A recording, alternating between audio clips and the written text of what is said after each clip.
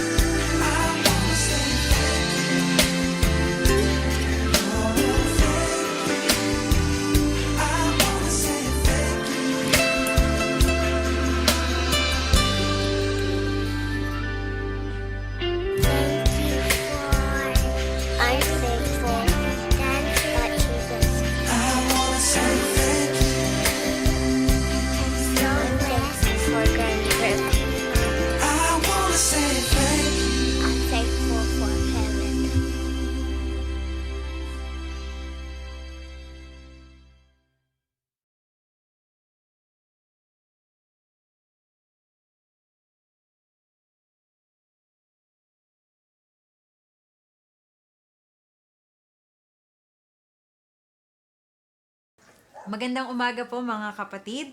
Kami po ay nagagalak na minsan pa ay makapag-lead po ng worship sa bawat isa sa inyo sa pamamagitan po ng ating online service sa araw na ito. At kami po ay na-excite na makasama kayo minsan pa, ngunit hindi pa talaga sa ngayon kasi akala natin GCQ na pero ECQ pa din tayo. Gayunpaman, alam natin na ito siguro ay mas nakakabuti. At naniniwala tayo ayon sa salita ng Diyos nga po na ang isipan ng ating mga leaders ay hawak po ng Panginoon yan. So, kung yun ang kanilang napagdesisyonan, eh, malamang yun din po ang nakakabuti para sa atin. At malamang ay niloob din po ng Panginoon para sa atin. Kaya, gayon pa man, hangad namin na kayo po ay patuloy na ligtas, malusog, at patuloy po na pinagpapala ng Panginoon.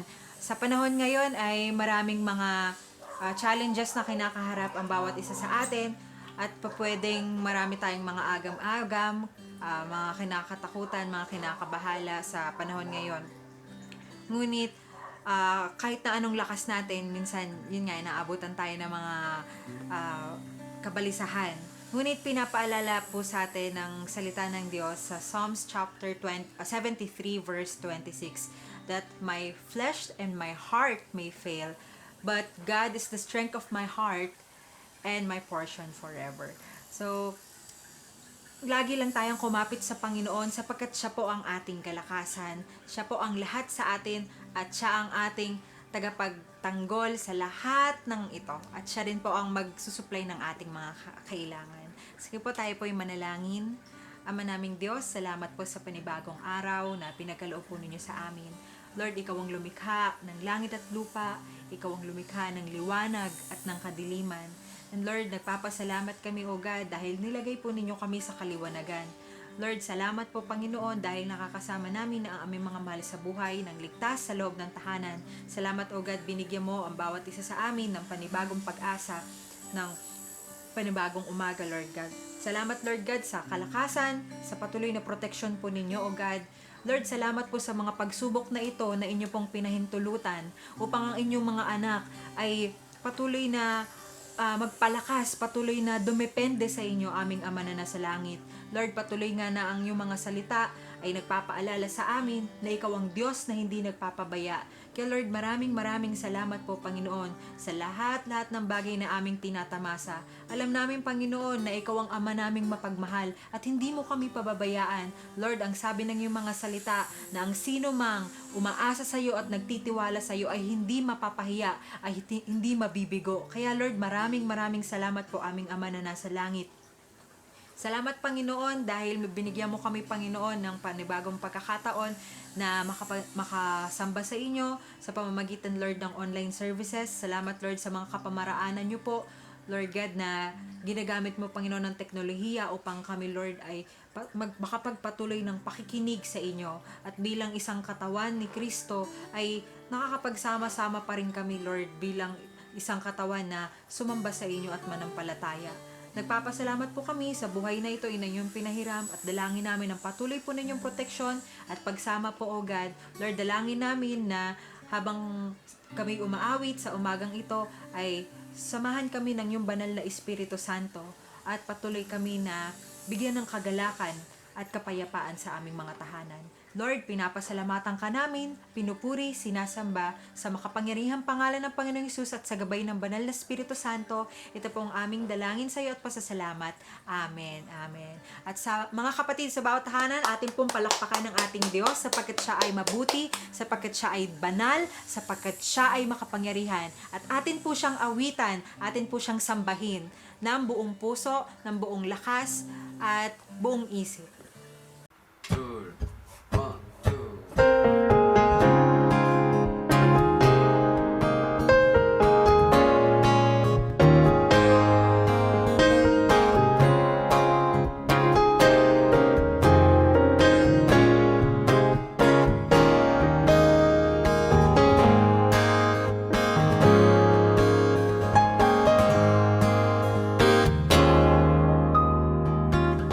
Whom have I in heaven but you? There is nothing on earth I desire besides you. My heart and my strength, many times they fail, but there is one truth that always will prevail. God is the strength of my heart. God is the strength of my heart. God is the strength of my heart and my portion forever. God is the strength of my heart. God is the strength of my heart. God is the strength of my heart and my portion forever.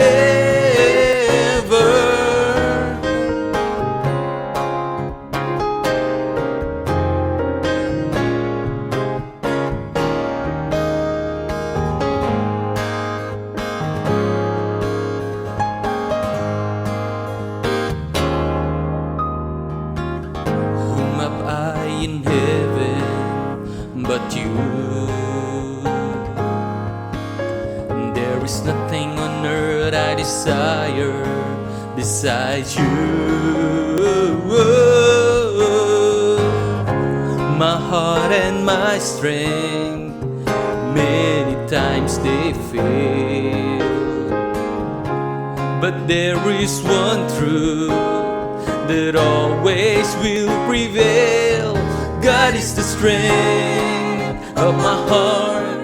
God is the strength of my heart. God is the strength of my heart and my portion forever. God is the strength of my heart. God is the strength of my heart. God is the strength of my heart and my portion forever. Forever. Forever.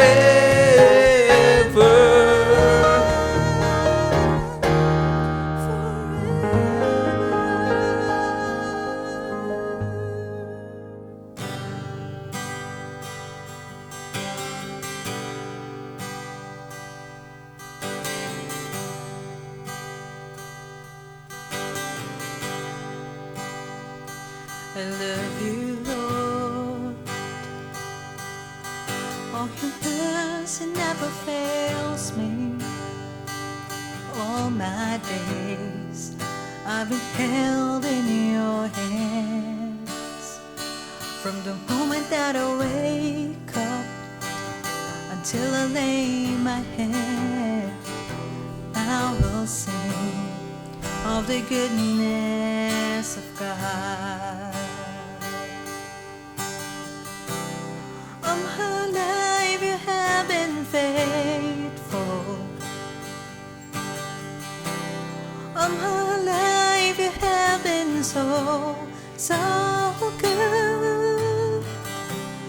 Every breath that I am able, I will sing of the goodness of God. I love your voice. You have led me through the fire and the darkest nights. You were close like no other. I've known you as a father.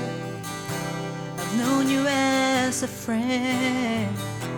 I have lived in the goodness of God.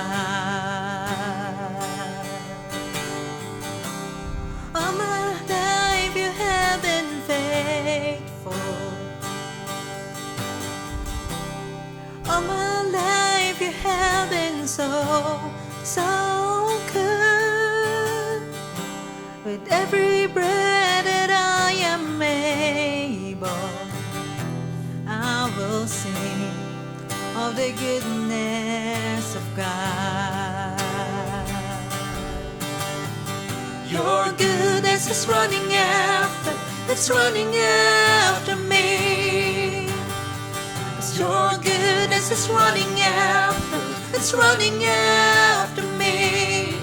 With my life laid out and surrendered now, I give you everything. Your goodness is running after, it's running after me. Your goodness is running after, it's running after me. Your goodness is running after, it's running after me. With my life laid out, I surrendered now, I give you everything. Your goodness is running, it keeps running after me. All my life you have been faithful. All my life you have been so, so good. With every breath that I am able, I'm gonna sing of the goodness of God. All my life you have been faithful. All my life you have been so, so good. with every breath that I am able, I'm gonna sing of the goodness of God. I will sing of the goodness of God.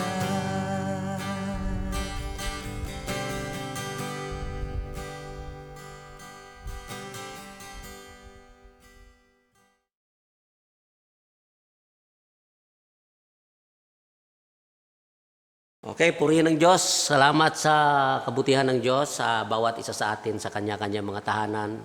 Tunay nga po na 2 buwan na rin po tayo mahigit na ganito.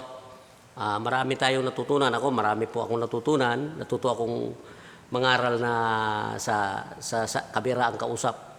Kaya purihin ng Diyos lahat ng bagay. Sabi nga po, ipagpapasalamat natin sa Panginoon. Ano nga ba ang ating natutunan sa mga pangyayaring ito sa buong mundo na ating naranasan sa ngayon? Alam po natin, laging may sagot ang Diyos sa ating mga katanungan. Lagi siyang nangungusap para sa ikabubuti po sa atin. Bago tayo pumalaot sa kanyang salita, samahan niyo ako sa isang maiksing panalangin. Aming Ama na nasa langit, patuloy po kaming nagpapasalamat sa inyong kabutihan sa lahat ng panahon, sa bawat isa sa amin, Lord. Pinupuri ka namin, sinasamba ka namin. Sapagkat tunay nga po, aming Diyos, hindi ka nagpapabaya. Lagi ninyong pinupuno ang aming mga sisidlan. Lagi ninyong binubusog ang bawat isa sa amin. Salamat po, Panginoon. Tunay nga po na kaming mga anak mo ay hindi dapat mag-alala, hindi dapat mabalisa sapagkat sapat ang biyaya mo sa lahat ng aming mga pangangailangan. Sa mga oras na ito, aming Ama, kami po ay mag-aral ng inyong mga salita. Tulungan nyo kami upang aming lubos na maunawaan ang mga salitang ito. Tago mo ako, Lord, sa inyong likuran upang ikaw po ang makita, ikaw po ang marinig, ikaw po ang maintindihan, Panginoon. Hindi po ang aking kahinaan. Nagpapasalamat po kami sapagkat lagi nyo kaming sinasamahan, Panginoon. Sabi nga po ninyo, 2 o 3 nagkatipon, sa iyong pangalan ay naririto ka sa aming kalagitnaan. At naniniwala po kami sa bawat kapatiran na nanonood ngayon. Ikaw po, Panginoon, ang patuloy na mangusap sa aming mga puso. Salamat po, Ama. Pinupuri ka namin, sinasamba ka namin. In Jesus' name, ito po ang aming sama-samang panalangin. Amen. Amen. Okay, purihin ang Diyos mga kapatid. 2 buwan na nga po halos ang ating naranasan na ganito. At nakakatuwa po na ang dami po nating natutunan.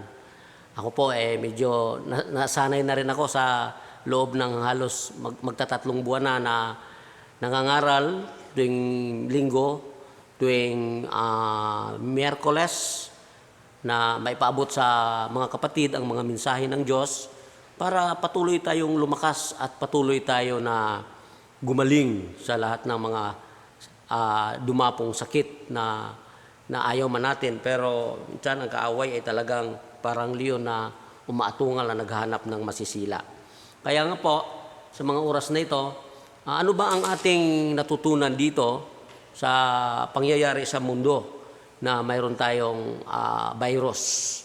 Alam nyo, ang Diyos ay Diyos na siluso, ang Diyos na ay mapanibuguin at ayaw niya na may kaagaw ang kanyang ang ating pagmamahal sa Kanya. Kaya alam ko na dahil po sa pagsilos ng Diyos, gumagawa siya ng paraan para matuto tayo sa Kanya, makapanumbalik tayo sa Kanya. Sa aklat po ng John, chapter 6, verse 44 hanggang 45, sabi po, walang makakalapit sa akin, malibang akayin siya sa akin ng Ama na nagsugo sa akin.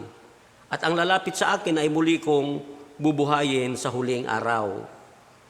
Nasusulat sa aklat ng mga propeta at silang lahat ay tuturuan ng Diyos. Ang bawat nakikinig sa Ama at natututo sa Kanya ay lalapit sa akin. Tanong po natin, ano ba ang natutunan natin sa mga pangyayaring ito sa mundong ito? Ano nga ba gustong ipaabot ng Panginoon sa mga ganitong sitwasyon? Nakakatakot na sakit at mga taong nagugutom, mga taong umiiba ang ugali, Marami nagkakaroon ng depression dahil nga po sa pangyayari nakakatakot po. Pero ang tanong natin, ano nga ba ang itinuturo sa atin ng Diyos? Sabi nga po, nasusulat sa aklat ng mga propeta at silang lahat ay tuturuan ng Diyos. Ano ba ang itinuturo ng Diyos sa atin dito? Alam nyo, ang ating Panginoon nanaog para tayo akayin, turuan sa mga bagay na pang-espiritual. Ang salita ng Diyos ay pang-espiritual. Tayo po ay nakakilala sa Kanya, tinuruan tayo ng Diyos para mamuhay ayon sa Espiritu. At yun po yung mga mensahe na ipinapaabot ng mga lingkod ng Diyos, na ang bawat nakikinig o sumasampalataya sa Panginoon ay mamuhay ayon sa Espiritu at hindi ayon sa laman. Sa madaling sabi, binabago ng Diyos yung pamumuhay natin. Nagsimula tayo sa laman, nagpakilala ang Panginoon sa atin para matuto tayo at ito na yung buhay na gusto niyang ipamuhay po natin, ang buhay espiritual. Sa Galatia chapter 5, verse 16 hanggang 17, ang sabi po doon ay sa Galatia chapter 16, chapter 5 verse 16. Chapter 5 verse 16, sabi po, sinasabi ko sa inyo, ang Espiritu ang gawin ninyong patnubay sa inyong buhay at hindi kayo magiging alipin ng hilig ng laman. Sabi po diyan. Sa verse 17, sapagkat ang nasa ng laman ay laban sa kalooban ng Espiritu at ang kalooban ng Espiritu ay laban sa mga nasa ng laman. Laging naglalaban ang dalawang ito, kaya hindi ninyo magawa ang nais ninyong gawin. Tayong mga Kristiyan, wala tayong ibang ninasa sa buhay natin, kundi ang lumago sa Spirit. Yung talagang makasunod tayo sa kalooban ng Panginoon. Pero mayroon tayong problema, sapagkat ang problema po natin, una po dito, yung ating laman, yung pagiging makalaman. Kaya ang salita ng Diyos, nagtuturo sa atin na mamuhay tayo ayon sa Espiritu, hindi ayon sa laman. Bakit? Dito din po sa Galatia chapter 6, verse 8, tinuruan tayo na kung mamuhay tayo sa laman, mamamatay po tayo. Sabi po, ang sumusunod sa nasa ng kanyang laman ay mag-aani ng kapahamakan. Ngunit ang sumusunod sa Espiritu ay mag-aani ng buhay na walang hanggan. Malinaw po dito. Kaya tayo bilang mga lingkod ng Diyos, ano ba ang pinamumuhay natin ngayon? Ang nakakalungkot nga po dahil maraming mga Kristiyan ngayon namumuhay pa rin ayon sa laman. Yung bang, alam nyo, yung pag-aalala. Bakit? Minsan, marami pong mga taong takot magutom, takot mawalan ng hanap buhay, takot na kung ano pang mangyayari, pero hindi natatakot sa Diyos. Di ba, isang katotohanan sa buhay natin na ang dami natin kinakatakutan, pero ang Diyos hindi tayo natatakot. Alam nyo, ang Diyos nakakatakot po siya. Bakit? Isa po nga siyang silusong Diyos, mapanibuguing Diyos. Mapagmahal po siya, grabe po siya magmahal, ngunit grabe din po siya kung siya ay nagagalit. Kaya sabi po dito, ang turo sa atin na mamuhay tayo ayon sa Espiritu, hindi ayon sa laman. Sapagkat kung mamumuhay tayo ayon sa laman, mag-aani po tayo ng kapahamakan. Ngunit kung sumusunod tayo sa Espiritu, mag-aani tayo ng buhay na walang hanggan. Ang Panginoon po nagtuturo, sabi nga po ating binasa kanina, na tayong lahat ay tuturuan ng Diyos. Sa Roma chapter 8, matutunan po natin dito, mahaba po ito, basahin po natin yung verse 1 hanggang 9. Ito po yung ating pagbulayan tungkol sa pamumuhay natin sa Espiritu. Kaya nga, sabi po dito, hindi nahahatulang maparusahan ng mga taong nakikipag-isa na kay Kristo Jesus. Nakikipag-isa na kay Kristo Jesus, hindi nahahatulan. Sa verse 2, wala na ako sa kapangyarihan ng kasalanan at kamatayan, sapagkat pinapalaya na ako ng kapangyarihan ng Espiritong nagbibigay buhay sa pamamagitan ni Kristo Jesus. Ginawa ng Diyos ang hindi kayang gawin ng kautusan dahil sa likas na kahinaan ng tao. Sinugo niya ang kanyang sariling anak sa anyo ng taong makasalanan upang pawiin ang kasalanan. Sa gayon, hinatulan na niya ang kasalanang umaalipin sa tao. Ginawa ito ng Diyos, sabi sa verse 4, upang ang panuntunan ng kautusan ay matupad na sa atin na mamuhay ayon sa Espiritu at hindi ayon sa laman. Kaya pala ang Panginoon nanaog anak ng Diyos, prinsipe ng kalangitan, kaysa isang anak ng Diyos na naog para tayo turuan na mamuhay ayon sa Espiritu at hindi ayon sa hilig ng laman. Sa verse 5, ang mga namumuhay ayon sa hilig ng laman ay walang pinapahalagahan, kundi ang mga bagay na ukol sa laman. Ngunit ang namumuhay ayon sa Espiritu ay nagpapahalaga sa mga bagay na espiritual. Ito po mga kapatid ang dahilan na kahit medyo nasa tahanan lang tayo, hindi pwedeng maputol yung ating paglilingkod sa Diyos. Kaya nga po, sa anumang kaparaanan ng mga leader ngayon sa simbahan, gumagawa po kami ng mga kaparaanan para ang mensahe ng Diyos ay makarating sa mga tahanan. Yung mga nakakilala sa Panginoon ay magpatuloy na kumain ng mga pagkaing espiritual. Hindi, kasi pag hindi na po tayo, tumigil na po tayo sa paglilingkod natin sa Panginoon, tumigil na po tayo sa pakikinig sa mga salita ng Diyos, nasaan na napupunta ang ating mga kaisipan? Doon na tayo napupunta sa puro laman na lang, puro pag-aalala, puro kabalisan, anong mangyayari sa mundo. Kaya nga po, salamat sa Panginoon sapagkat tinuturuan tayo na mamuhay ayon sa Espiritu, hindi ayon sa laman. At ito po sinasabi, ngunit ang namumuhay ayon sa Espiritu ay nagpapahalaga sa mga bagay na espiritual. Ang pagsunod sa hilig ng laman ay naghahatid sa kamatayan. Ngunit ang pagsunod sa Espiritu ay nagdudulot ng buhay at kapayapaan. Ganda po nito. Ang pagsunod sa hilig ng laman maghahatid sa kamatayan. Mapupunta tayo sa kamatayan kung puro laman ang ating sinusunod. Yung lagi nating iniintindi ang gutom natin, pero yung gutom natin, uhaw natin sa Spirit, hindi natin pinapansin. Alam nyo ba na ang Spirit ng Diyos na nasa atin ay nagugutom? Ang Spirit ng Diyos na nasa atin ay nauuhaw? Minsan hindi natin siya pinapakain, hindi natin siya pinapainom. Pero yung physical natin na laman, lagi natin yang iniintindi. Halos ilang bisis tayo kumakain, pang laman. Pero pang Espiritu ay hindi po natin pinapansin. Sa verse 7, sabi po, kaya nga kapag sinusunod ng tao ang mga hilig ng laman, siya'y nagiging kaaway ng Diyos. Sapagkat hindi niya sinusunod ang batas ng Diyos at talaga namang hindi niya kayang sundin ang mga ito. Napakalinaw po mga kapatid, gustong maglingkod sa Panginoon, pero ang masyadong mabigat sa kanya yung hilig ng kanyang laman. Ang sabi po ng salita ng Diyos, siya'y nagiging kaaway ng Diyos. Sapagkat hindi niya sinisunod ang batas ng Diyos at talaga namang hindi niya kayang sundin ito.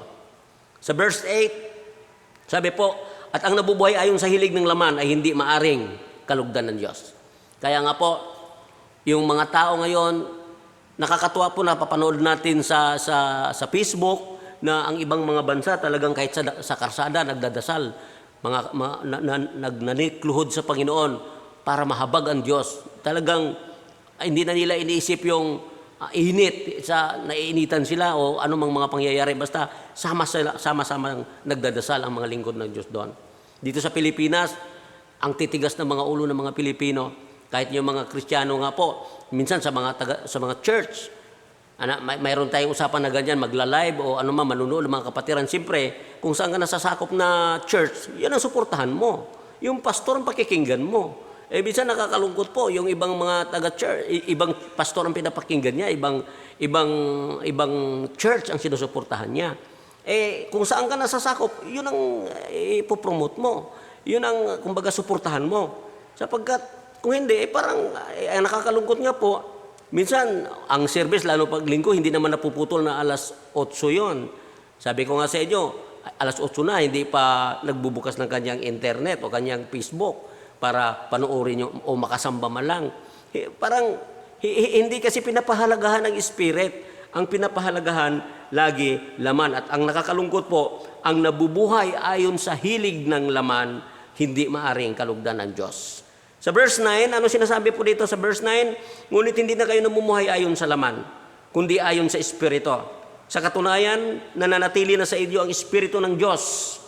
Kung wala sa isang tao ang Espiritu ni Kristo, hindi kay Kristo ang taong iyon.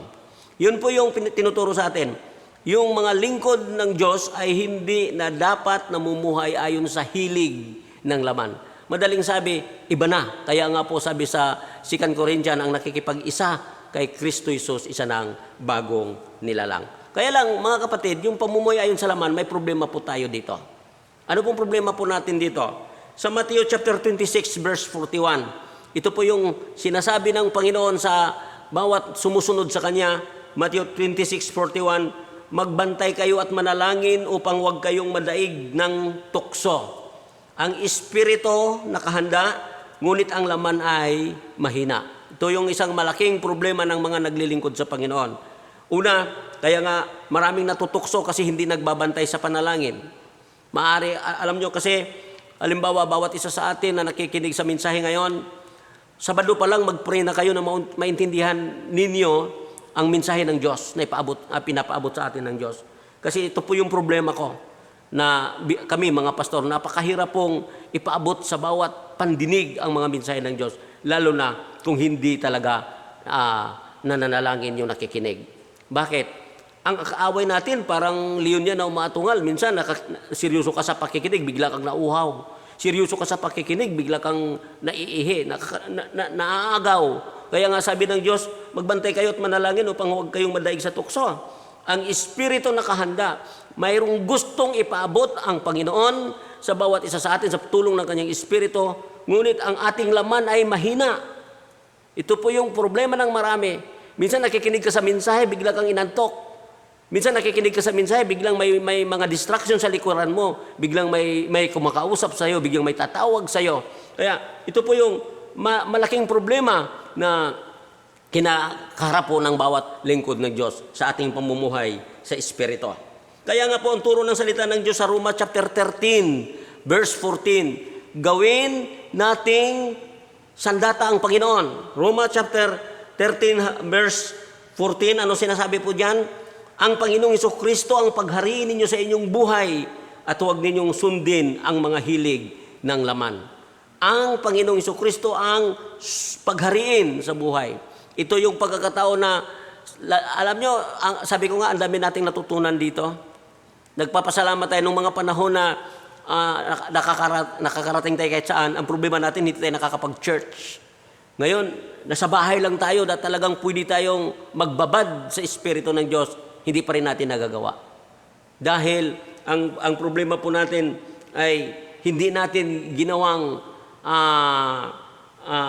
sandata ang Panginoon. Hindi natin pinaghahari ang Panginoon sa ating mga puso. Alam natin na ang buhay espiritual ay napakahirap. Bakit? Sa chapter 1, chapter 2, verse 12 hanggang 16 ng 1 Corinthians, ano pong turo ni Apostol Pablo? Chapter 2, verse 12, ang tinatanggap natin ay hindi espiritu ng sanlibutan, kundi ang espiritu na mula sa Diyos upang maunawaan natin ang kaloob niya sa atin. Ang tinatanggap natin, sabi sa talata, ay hindi espiritu ng sanlibutan. Nakakalungkot, pagdating sa espiritu ng Diyos, ang kunti lang kaalaman natin tungkol sa Diyos. Pero pag pang sanlibutan, ang dami nating alam. Sabi sa verse 13, sabi po, kaya nga kami ay nangaral hindi sa pamamagitan ng karunungan ng tao, kundi sa pamamagitan ng Espiritu. Ang ipinapaliwanag namin ay ang mga katotohanan ng espiritual para sa mga pinapanahanan ng Espiritu.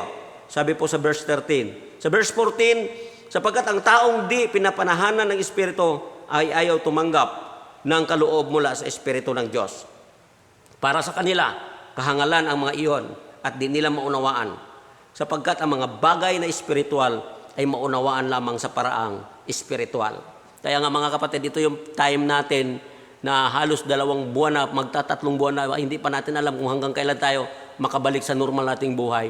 Ito yung panahon na maintindihan natin ang mga usapang pang-espiritual kung pahahalagahan natin ang mga ito.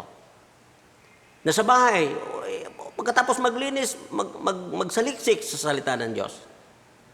Makinig sa mga mensahe ng Diyos. Sapagkat ito yung gusto ng Diyos sa atin. Itong virus na ito, kaya niya inaalaw to, hinayaan niya to sa buhay ng mga tao, sa buong mundo, upang ituruan tayo na mamuhay ayon sa Espiritu. Ang problema po natin, hindi tayo namumuhay ayon sa Espiritu, kundi ayon sa laman. Ano pong turo sa 1 Corinthians? Ano pong tanda na namumuhay pa tayo sa laman? Sa unang Korinto, chapter 3, verse 1, isa po sa mga palatandaan na makalaman pa po ang isang tao. Sabi po dito, chapter 3 ng unang Korinto, verse 1, mga kapatid, hindi ko kayo makausap bilang mga taong nagtataglay ng Espiritu. Kailangan kausapin ko kayo bilang mga taong namumuhay pa ayon sa laman at mga sanggol pa sa pananampalataya kay Kristo. Anong palatandaan na makalaman pa? Mahirap makausap bilang mga taong nagtataglay sa Espiritu. Mahirap mong abutin, mahirap mong paliwanagan, mahirap mong itanim sa puso, isipan ang mga salita ng Diyos. Mga sanggol pa sa pananampalataya. Sabi po dito, namumuhay pa ayon sa laman at mga sanggol pa sa pananampalataya. Sa verse 2, sabi po, gatas ang ibinibigay ko sa inyo noon at hindi matigas na pagkain. Sapagkat hindi ninyo kaya iyon, subalit hanggang ngayon, hindi pa rin ninyo kaya. Bakit kaya? Bakit hindi pa rin kaya? Noon, gatas, hanggang ngayon, gatas pa rin. Sapagkat namumuhay nga ayon sa laman. Sa verse 3, sabi po, sapagkat nananaig pa sa inyo ang laman, ang inyong pag-iinggitan, pag-aaway-away ay palatandaan na makasanlibutan pa kayo at namumuhay ayon sa laman. Verse 4, kapag sinasabi ng isa, ako kay Pablo at ng iba, ako kay Apolos, hindi ba palatandaan niya na kayo namumuhay pa ayon sa laman? Ano bang mga sign o mga palatandaan ng isang tao ay makalaman pa? Mga pag-aaway-away. Hindi inaaway ang gobyerno, inaaway kung sino-sinong inaaway. Alam po ninyo, ang totoong namumuhay ayon sa Espiritu, malawak po ang kanyang kaisipan. Hindi na siya palaaway. At diyan, tinutukoy ni Apostol Pablo, sabi niya, kayo namumuhay pa sa laman. Sapagkat una, hindi mahirap kayong paliwanagan. Napakahirap nyo tanggapin ang mga aral na pang-espiritual. Sa Galatia chapter 5 verse 19, sinasabi din po yung mga namumuhay pa ayon sa hilig ng laman. Ano po yan? Hindi maikakaila ang mga hilig ng laman. Ano yon? Pakikiapid. Yung mga tao gusto sapaw, doble-doble. Yun yung ibig sabihin ng pakikiapid, kahalayan at kalaswaan. Yung mga tao ngayon na, sabi nga, di makuntinto sa asawa. Mga tao ngayon na malas, kaisipan, nakikiapid. Sabi po. At ano pa ba? Tuloy natin, pagsamba sa Diyos-Diyosan, gawa pala ng laman yon. Pangkukulam, gawa ng laman. Pagkapuot sa isa't isa. Pag-aaway-away, pagsisilos, pagkagalit, at kasakiman, pagkakampi-kampi, at pagkabahagi. Tuloy po. Sabi po, pagkainggit, mga inggitero, namumuhay pa yun sa laman yan. Paglalasing, kalayawan, at iba pang mga katulad nito. Muli ko kayong binabalaan ang gumagawa ng mga ito, hindi makapasok sa langit. Ang linaw po. Kaya nga po, may turuan Diyos sa atin sa mga pangyayari ito sa buhay natin. Gusto ng Diyos sa bawat isa sa atin na tayo'y mamuhay ayon sa Espiritu at hindi ayon sa laman. Kaya tayo nababautismuhan na. Alam niyo ba ang kahalagahan ng bautismo? Sa lumang tipan, ang sumasampalataya sa mga pangangaral ni Abraham ay tinuli bilang pagtupad sa tipanan ng Diyos at sa tao. Ngayon, sa ating panahon, sa Colossus chapter 2, verse 11, kaya tayo tinuli o binabautismuhan. Ano pong turo po dito? Sa pamamagitan ni Kristo, kayo'y tinuli, hindi ayon sa laman, kundi ayon sa Espiritu. Tuloy po. Sabi po sa verse, tuloy po natin. Sa pamamagitan ng bautismo, nailibing kayong kasama ni Kristo at muli rin kayong nabuhay na kasama niya dahil sa inyong pananalig sa kapangyarihan ng Diyos na muling bumuhay sa Kanya. Sa ibang translation po, kaya po tayo nabautismuhan, kaya tayo tinuli upang iwaksi ang hilig ng laman. Yung mga gusto ng laman, yung mga layaw ng laman. Tayo mga Christian, kaya nga po, kinulong tayo ng Diyos sa ating mga kanya-kanyang tahanan para masulo tayo ng Diyos. Kaya nga, nakakatuwa na sa mga pamilya, nagkakasama na tayo ngayon sa panalangin, bawat pamilya sa mga taxi, hindi ka makalabas. Kaya may purpose ang Diyos ng mga pangyayaring ito upang tayo ay makapamuhay ayon sa Espiritu. Kaya sabi ni Santiago sa chapter 1 ng Santiago, verse 22, hanggang 25, ano sabi po niya? Mamuhay kayo ayon sa salita ng Diyos. Kung ito'y pinakinggan lamang ninyo, ngunit hindi sinasagawa, dinadaya ninyo ang inyong sarili. Verse 23, sabi po, sapagkat ang nakikinig ng salita, ngunit hindi sumusunod dito, ay katulad ng isang taong tumingin sa salamin. At pagkatapos tingnan ng mabuti, ang sarili ay umalis at kinakalimutan ang kanyang itsura. Ang taong nagsasaliksik at nagpapatuloy sa pagsunod sa kautosang ganap na nagpapalaya sa tao ang pagpapalaya ng Diyos sa lahat ng kanyang gawain. Siya ang taong gumagawa at hindi nakikinig lamang at pagkatapos ay nakakalimot. Sabi ni Santiago, sa aklat ng Santiago, mamuhay tayo ayon sa salita ng Diyos. Sapagkat ang salita ng Diyos, sabi po ng John 6:63, ito pong ating pinagbubulayan, ito po yung spiritual na pamumuhay. Sabi po, ang espiritu ang nagbibigay buhay, hindi ito magagawa ng tao. Ang salitang sinasabi ko sa inyo ay espiritong nagbibigay buhay. Kaya sabi ni Santiago, mamuhay tayo ayon sa salita ng Diyos. Ito yung pagkakataon na bulayan natin ang salita ng Diyos para ating pamuhay. Sa Joshua chapter 1 verse 8, huwag nating kaligtaan o huwag kaligtaan, basahin ang aklat ng kautusan. Dili-dilihin yan araw, gabi upang matupad. Sa gayon giginhawa ka at magtatagumpay, sabi nga po doon. Kaya nga po mga anak ng Diyos, itong pangyayari sa mundo, sa ating mundo ngayon, itong pandemic na ito, itong virus na ito, buong mundo, ano ba ang natutunan po natin dito? Ano ba ang aral na gustong ipaabot ng Diyos sa bawat isa sa atin? Ang gustong ipaabot ng Diyos sa bawat isa sa atin ay ang mamuhay tayo ayon sa Espiritu at hindi na ayon sa laman. Kaya nga po, talagang inano tayo ng Diyos, tinuturuan tayo ng Diyos na diyan lang kayo. Minsan nakakatuwa po, sabi nga, yung mga Christian, yung mga post ng Facebook sa mga mananampalataya, 2 linggo na daw silang walang 2 buwan na silang walang trabaho, pero hindi sila nagugutom, nananaba pa, tumataba pa, sapagkat sapat ang biyaya ng Panginoon sa bawat anak niya. Bakit? May purpose ang Diyos. May dahilan ang Diyos kung bakit ipinahintulot niya itong virus na ito. Kaya mga anak ng Diyos, tinuruan tayo ng Diyos na mamuhay ayon sa Espiritu at hindi ayon sa laman. Kalimutan na natin yung ating pagiging makalaman. Kalimutan na natin yon. Manalangin tayo na maalis na po sa kaisipan po natin yan. Bawat anak ng Diyos dapat namumuhay ayon sa Espiritu at hindi ayon sa laman. Kaya purihin ang Diyos sa kanyang kabutihan sa bawat isa sa atin. Lagi man tayo nagkukulang, siya ay hindi nagkukulang sa bawat isa. Lagi niya tayong binubusog ng napakaraming mga bagay. Kaya laban lang mga anak ng Diyos. Lagi lang tayong manalangin, lagi tayong magpapasakop sa kalooban ng Diyos, lagi nating pakinggan ang kanyang mga mensahe. Lahat ng mensahe, anumang mga paabot ng mga mensahe ng Panginoon sa bawat isa sa atin, mensahe ng sakit, mensahe ng gutom, ng kabusugan, ng anuman, lahat ng may gustong ipaabot ang Diyos sa mga pangyayaring yon. At itong ating pangyayari sa ating mundo ngayon, minsan iniisip natin, ngayon naranasan natin na talagang hindi tayo pwedeng lumabas. Medyo gumaan-gana ngayon yung lockdown, pero ganoon pa rin.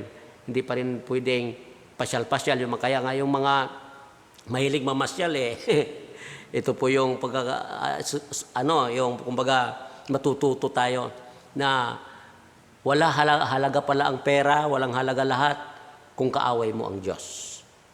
At ang nakakatuwa po, ang Diyos ay laging nagtuturo sa bawat isa sa atin. Kaya patuloy tayong magpasalamat sa Panginoon. Patuloy tayong magpuri sa kanyang kabutihan. Huwag tayong magbalisa. Huwag tayong matakot.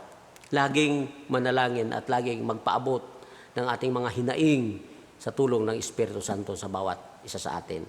Minsan pa, samahan niyo ako sa isang panalangin.